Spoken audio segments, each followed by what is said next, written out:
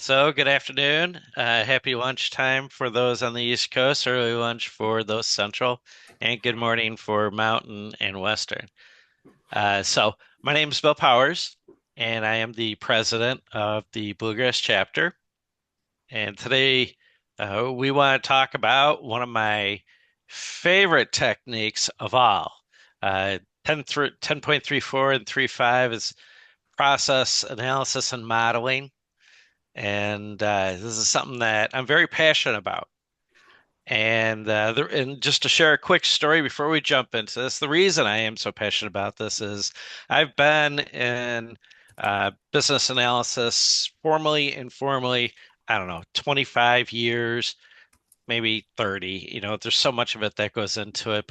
And I can't tell you number of times that way early in my career, when doing stuff with different projects or with Excel and data, thinking, gosh, for communication's sakes, it'd be so great if there was just a way to document this stuff or this process that we're going through.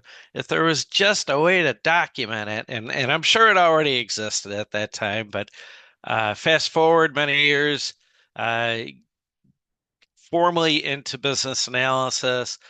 I acquire a copy of the Babic, studying for my CBAP, and uh, lo and behold. And for that reason, I can't tell you how many times in projects since then that it has done exactly what it needed to do, and it brought clarity.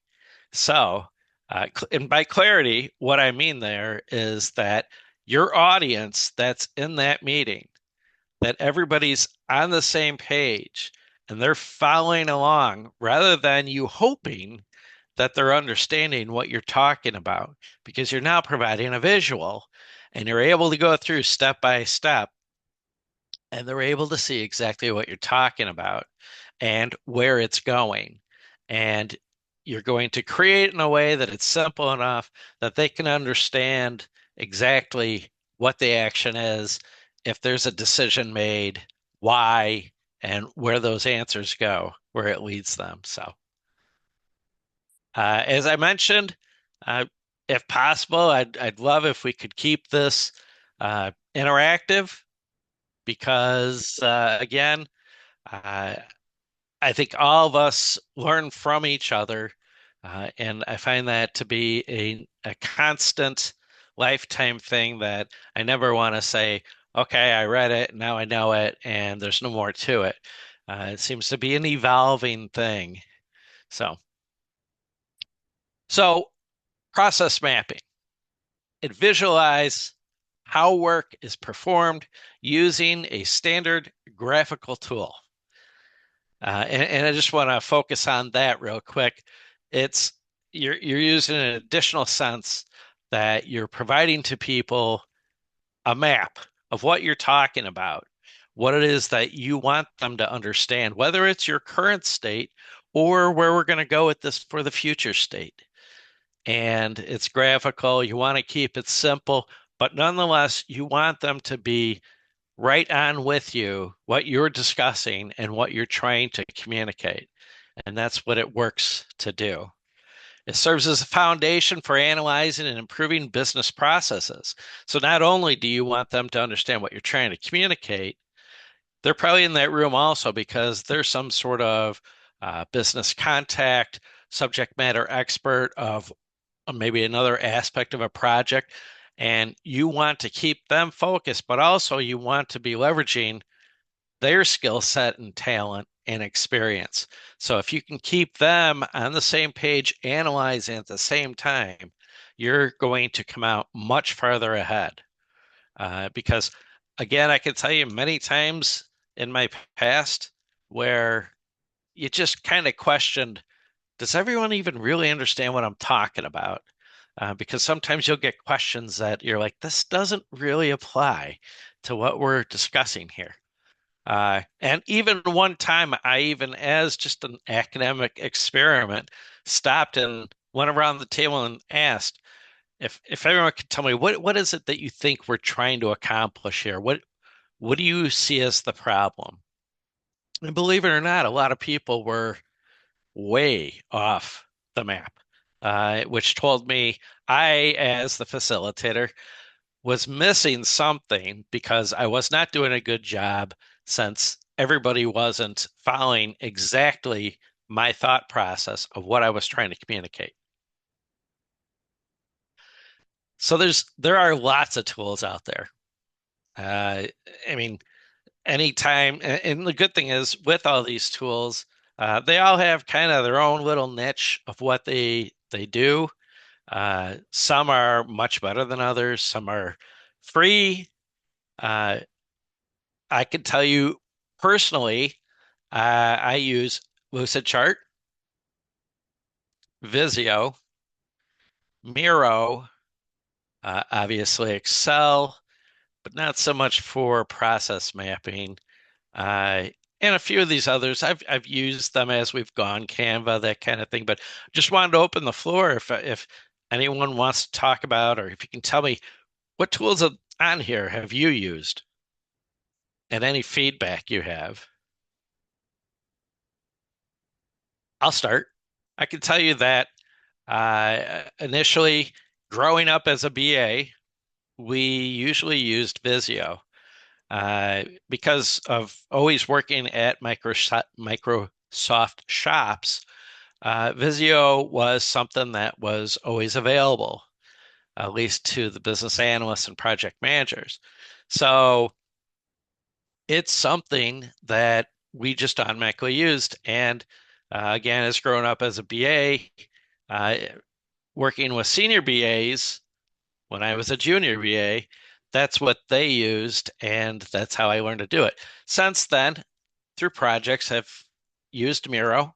Through the IIBA, we've used other products. I've used recently, we've been using Lucidchart because a specific department I'm working with on a project, that's what they use. And that's what they're comfortable with. So I want to accommodate that. But anyone else on here, do you have any feedback on any of these other tools or even a tool I don't have listed here? I can contribute. So yeah, I've used like you, I've used Visio for most of my career for process mapping. Uh, like you said, it's a Microsoft tool. Most places you work have Microsoft suite of tools, so you just get it. And then it's Yeah, easy to share too because almost everybody's got it. Um, the other thing, one thing about it though, is it kind of gets tricky when you're drawing lines and things between shapes and stuff. Like it can be kind of fiddly. mm, I use Miro too, and Miro doesn't have the same kind of fiddliness that Visio does. It's a little bit more free form, which is kind of nice if you're trying to do elicitation and you're working on the fly. yeah, Sometimes that's harder to do with Visio. yeah. So you I might have use to Miro agree. and then you might then make a nice Visio out of it later. Miro is maybe not the best thing to record your stuff in, but it's good to elicit with. So that'd be my those are the two that I use, I have to right now. agree. I think Miro for whiteboarding, virtual whiteboarding, is probably my go-to because it's so easy to use. But when it comes to final documentation, I usually go to Visio because it's sharp. But as far as whiteboarding on the fly, we all know how that goes with Visio. You just touch it a little bit wrong and kaboing. It's like your lines, everything. And now you're like, okay, wait, everybody, as I undo, get it back in place. Lucid Chart, I also found it is really good. It's almost like an in between. It's not quite as sharp as Visio for final presentation, but it's really good for whiteboarding, and it's a little sharper, I think, at least in my opinion, than Miro. But it all depends on the organization you're in at the time, because typically you're going to have a favorite in the organization, and so you want to accommodate that. Anyone else? Any other comments, feedback? Appreciate it, Van. All right, well, let's go on. There's a few Sorry. there, chat, Bill. Oh, I didn't. I can't see the Options chat. in Visio and Excel, Lucid Chart, Mural and Miro. Um, Miro. Yeah, you know what? I don't think that one's on here. I forgot about Miro. We've used that. I have seen that one. It's not on this list. And this was just a list I generated from, I think, Google. But yeah, Visio, Draw, Miro, and Draw. there are other ones out Draw there. IO. Okay. I know that there are ones. I think we even have one on Zoom for whiteboarding, and Teams, I think, has possibly its own. But I think, in my personal feeling, is that I like Miro the most for whiteboarding. Uh, I don't know, something about it. I like the way it feels. It's easy to navigate, and it's important to have that when you're whiteboarding live with people, an audience. You don't want to be spending too much time having to do the corrections and the administration piece of it. You want to focus more on capturing the process and what's being talked about. Uh, Although I have to say, one thing about being virtual, I really do miss having a really big whiteboard and having the audience and, the post-it notes. That is one thing that I really do miss because it made it so easy for others to come up and move the post-it notes around. And when you got all done, you took your snapshot. But what did I do with it after that? I would always go and put it right back into Visio as the final, But when you're doing it as a whiteboard with an audience, an actual physical whiteboard, that's the best. But that ship has sailed. Uh,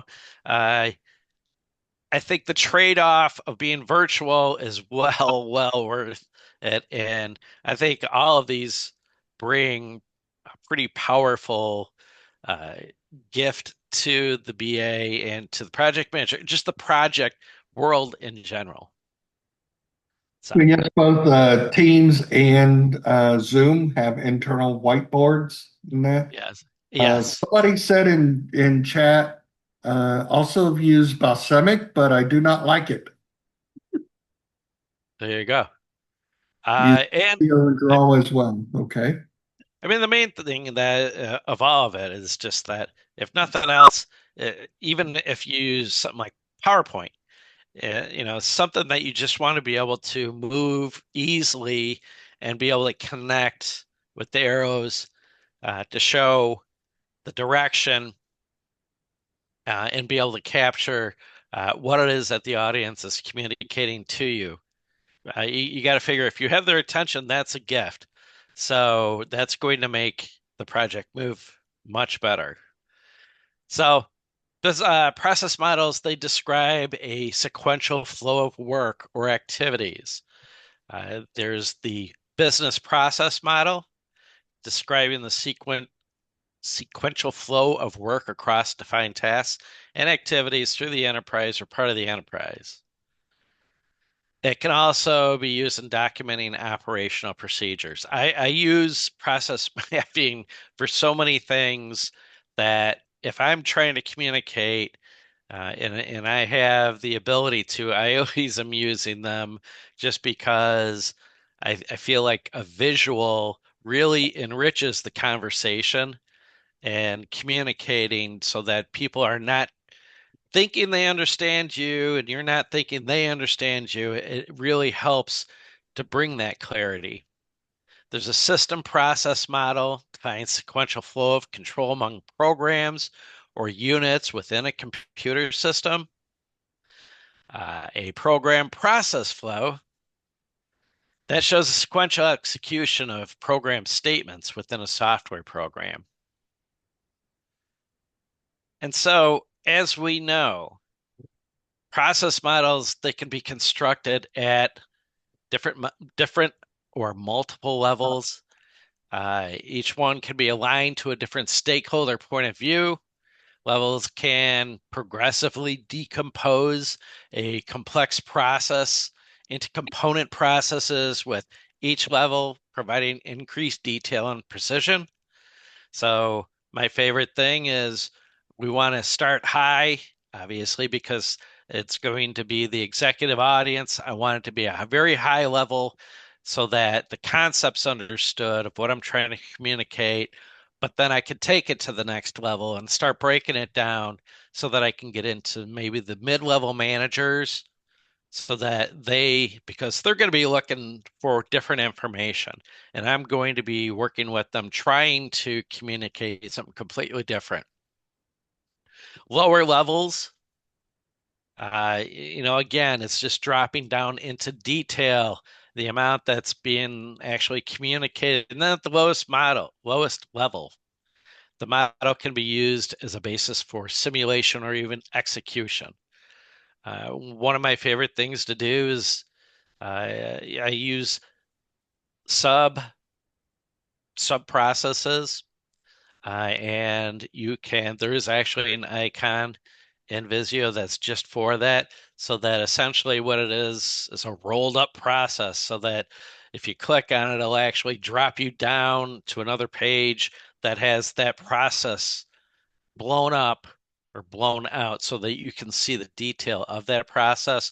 But in the flow that we're communicating, going back to it, it's rolled up to a specific icon.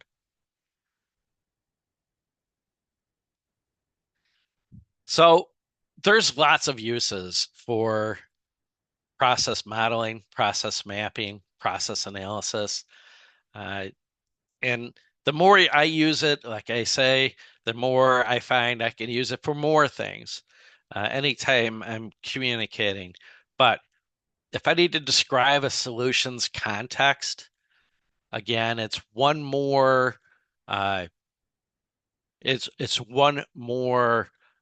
sense of people that I'm able to use the visual as well as the verbal. And a lot of times you can even put in there a call out or a comment if there's something specific you want them to understand. You visualize a desired or an actual process flow. The fact that you can show it in a sequence and you can show it, you can color code it. Uh, Key though is that you always want to keep it simple.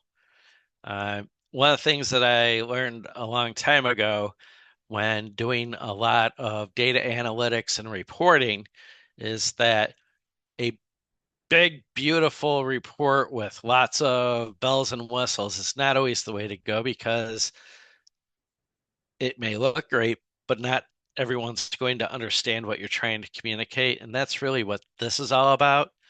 It's the clarity of what you're trying to communicate.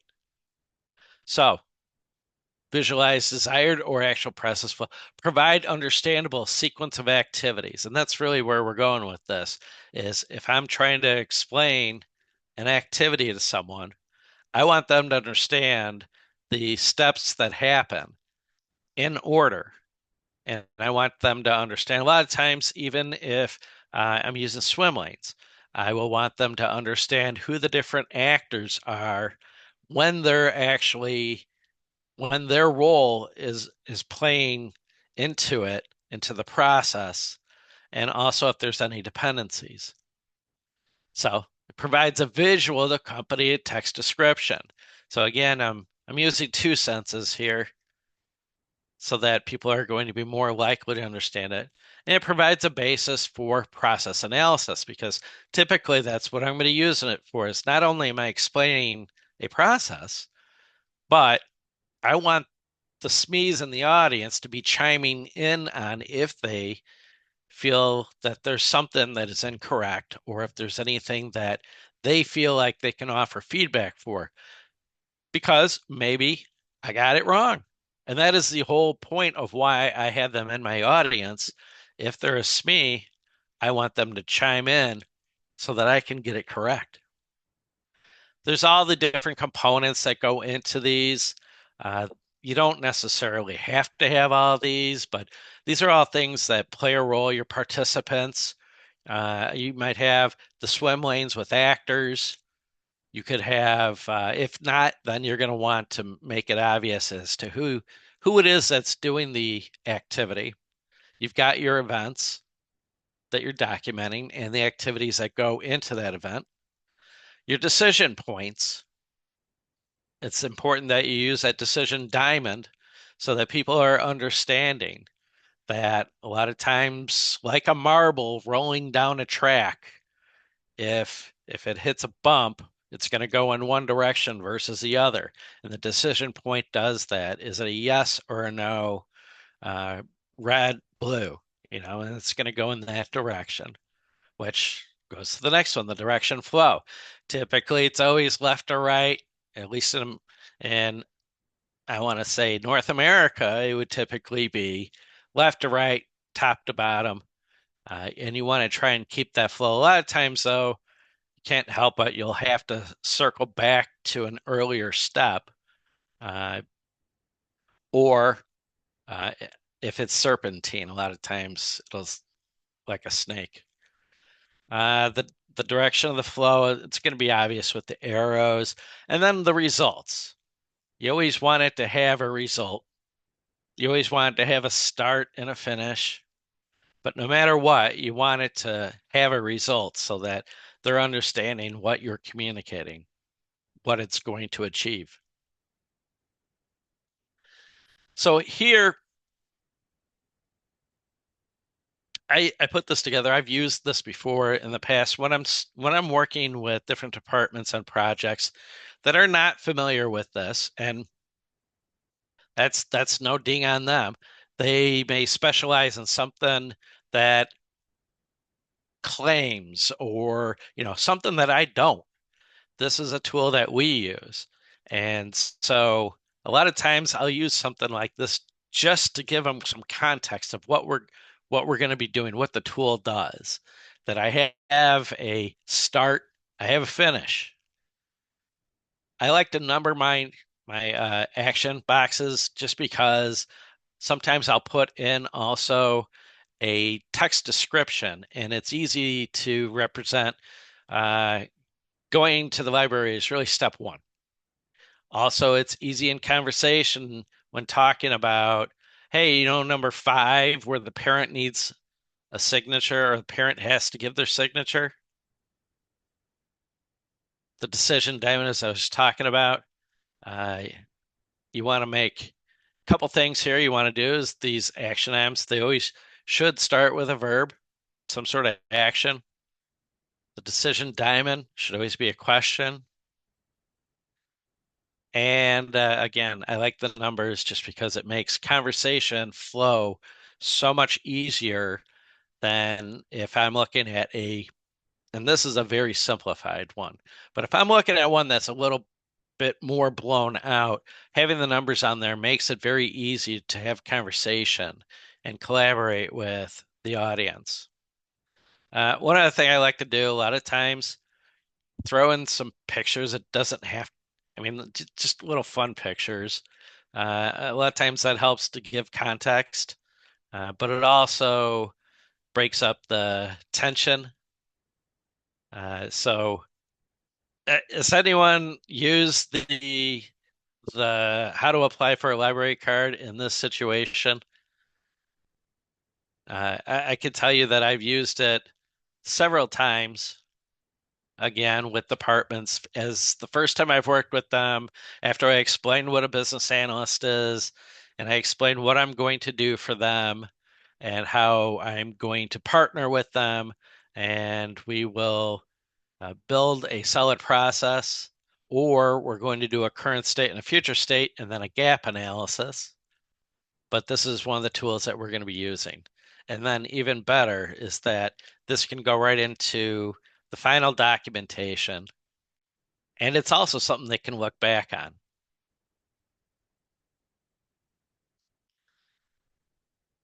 Any questions at this point?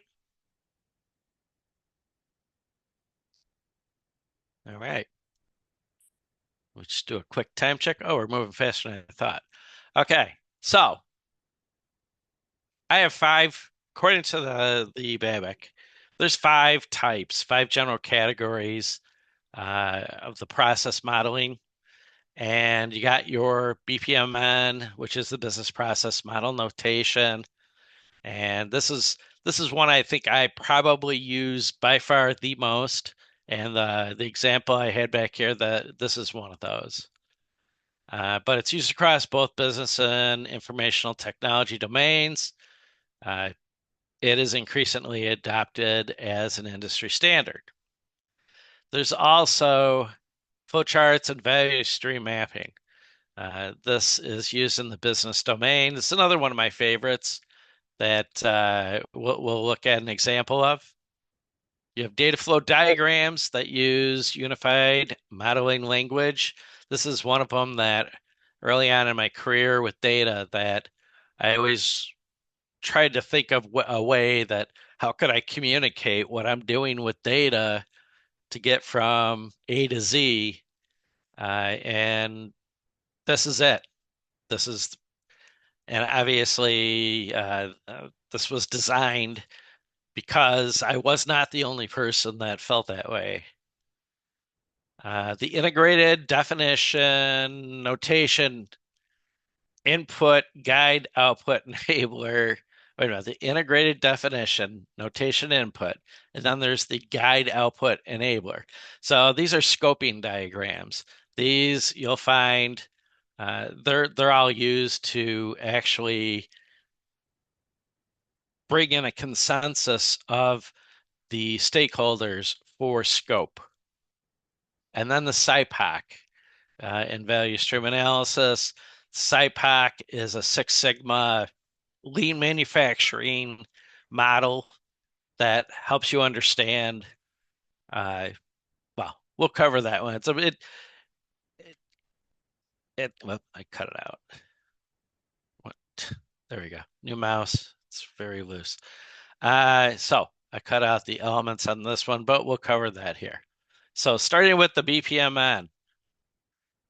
So as I mentioned on here, there are it's a global standard for graphic modeling, business processes, as common language for business and technical users to understand and analyze complex workflows.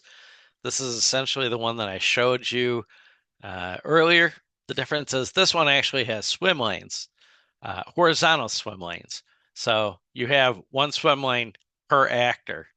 And the advantage to that is that everyone can understand exactly where they are going to play a role in the process and also when.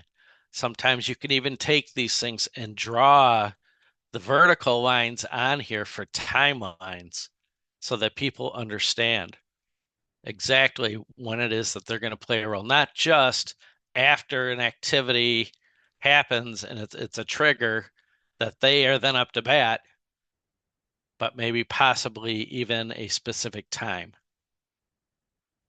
This is by far, I think, the one that the lion's share of what I've seen used at least every day in the PMO, EPMO. Okay, next you have your flowcharts. These are used in the business domain. So similar, almost identical to the one we were just looking at. You have here, this is called a cross-functional flowchart, and that is what we were just looking at. And you've got your different actors. They have their own swim lanes, and it should flow left to right. But as I mentioned before, sometimes it's hard to avoid that it's going to still flow to the left. In this case, I don't know that this is necessarily a great example because it breaks one of the cardinal rules, and that is that everything should have a start and a finish. And in this case here, you can see it has no finish. So that that I would not recommend. But the concept is there. The other one here, this one is just a pretty standard. It does have a start and it does have a stop or a finish. It has its decisions and it's clear as to the decision, what it is, if it's true or here it is false, and the different tasks. As I was talking about earlier, the sub processes.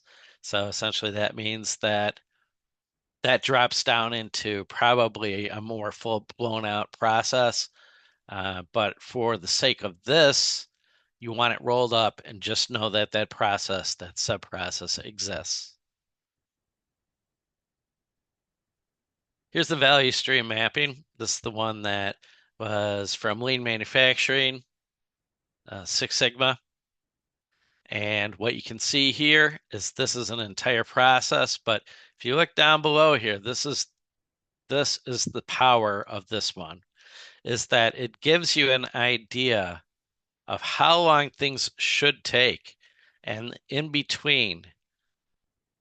So you can see at the very end what the actual amount of time is that this whole process is going to take so that you have an understanding. And it's documented up here too. I always found this to be very valuable because of the fact that when, especially in lean manufacturing, you need to understand all of this so that if it doesn't feel like it's correct, you can then dig into it. But it's giving you context of 0.35 days. I mean, some of these 4.33 days. Now, I don't know how they necessarily came upon these numbers, but that's not really important here. What is important is that you're assuming that those are correct because they've been provided to you. Maybe you even did an observation. You watched the process, and that's how you came upon it. But regardless, what's important here is you're documenting it, and that this is something that you're going to use to communicate with the team. Oh, and also for decision making. So here's a data flow diagram, and this is using the unified modeling language. So this is a graphical representation of the movement of data through information systems, showing how the data enters, moves within, and exits the system. It's a visual. It visualizes the process, the data, how it's stored, when it flows, the external entities, explains the system's functional aspects, and it's a key tool in system analysis designed for technical and non-technical stakeholders. So why? Why do we do this? Because if I need to communicate to you how it is that I have data that starts over in these tables or over in this database or that server, and how it's ultimately going to get to the end result that is sourcing that data. This is what it's going to do. It's going to show you how that gets there. And it's going to follow along all the way from where it's stored to your end result of whatever it is, your table that you're using that will ultimately become another database, or it may ultimately be reporting. Here you have the integrated definition scoping diagram. There's two of them here. There's this one and the next one I'll show you. And these are what are used for developing scope.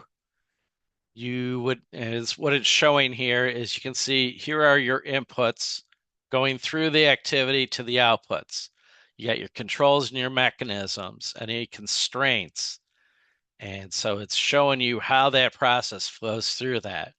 Lots of text in here to enrich what you're trying to communicate. And we have the next one here. This one I actually prefer more. This is your IGO, the input guide output enabler. So what are we looking at here? We have the explanation here of what it is that it's doing. It provides teller services and branches. Then as you start to look out, you have your inputs. And you'll notice the flow coming in. Over here, you've got your guides and the flow coming in. Here you have now let's do these, the enablers. the different actors, people that are going to have an impact. And then your outputs, all the places it's going, what it's going to impact the end result, owners, government agencies, customers, suppliers, and employees. So what is this showing me? This shows everything that goes into whatever is flowing through the decisions, the data, everything that comes into a process and goes through it. Any questions at this point? I know we've got about 5 minutes left. All right, so here's the SIPOC. SIPOC is one that is used. This one was used in also lean management. And here you can see it's a flowing left to right. Up here is the textual explanation. You have your suppliers, create a profile, your inputs, customer information, inventory information, select items to purchase. This is the process in the center. Purchase to confirm payment information. Then you have your outputs and ultimately your customer. So standard business process, you got your suppliers, you got your inputs, you are building something, you're outputting it, you're getting it to the customer. Here, they're viewing a receipt. So this is in a very simplified way of showing a visual of a process of something that is being manufactured. You've got your suppliers that are bringing in the material. You've got your inputs, the process of where it's being put together, and then your outputs, where it's being delivered, and the customer. Obviously, they're going to have to make the payment, and that is very much in a nutshell, very simplified. The idea is that if you wanted to know more, you're able to break all these down into sub processes. So I have a few tips, and these are just what I usually tell any of the junior BAs that I mentor, or even BAs, even senior BAs, so everyone I tell stakeholders. So number one, you got to know your intended audience based off of what you're using. Is it executive level? Is it mid-level? Are these people that are actually utilizing a process? Know it because it's important that you're speaking at the right level. And you want to get more detailed. As you get down to the people that are actually doing the process, you can be more detailed. They're going to understand that better, and you're going to be able to communicate it better. Whereas if you show that same thing up to the executive level, they don't want to see it. And all they're going to do is gloss over, and you're wasting both yours and their time. And let's face it, if you get executives to look at your mapping, your modeling, that's great. Don't waste it by trying to show them, you know, how I boiled the ocean. You want it nice and simple to the point. Whoops, jumped it. So again, keep it simple. Know your audience. Make it interactive. This is more about when you're whiteboarding. If you can, you want the audience, you want the SMEs to be interactive. You want them to be paying attention so that you're leveraging their experience and knowledge. Also, put a title on it. The reason I say this is it may make sense to you at that moment, but when you go show someone it in 6 months, if there's not a title on it, you may not even remember what it was that you were doing it for. It's just a simple thing. It will bring clarity. That's what it's all about. And then the final step here, of course, is when done, review for flow and clarity. Say it out loud to yourself. Make sure it makes sense. Say it to a coworker. Does it make sense? Do you understand the flow? And then in conclusion, Process modeling is done to bring clarity to the current and future state. That's what you're using it for. It's all about communication and clarity. You want to be able to visually represent a process, and you also want to be able to communicate it so that everyone's understanding exactly what you're trying to communicate. You create that visual. Uh, and again, by knowing your audience, if you throw in some fun pictures, it'll help lighten the mood and they'll start paying closer attention. And so I thank you, everyone, for attending today. Any questions? Otherwise, we are Great at time. presentation, Bill. Great Thank you. presentation. Thank you. Thank you very much. This is recorded, so the recording will be sent out. I do appreciate everyone's time and hearing me out. I am an advocate for this. I wish I would have known about it from day one in my career. It would have made a lot of things a lot easier earlier on. But now I do know it, and so I'm more than happy to share any of the wisdom. So I thank you for your time. Everyone have a wonderful lunch, and I'll see you at another Bluegrass event. Thank you.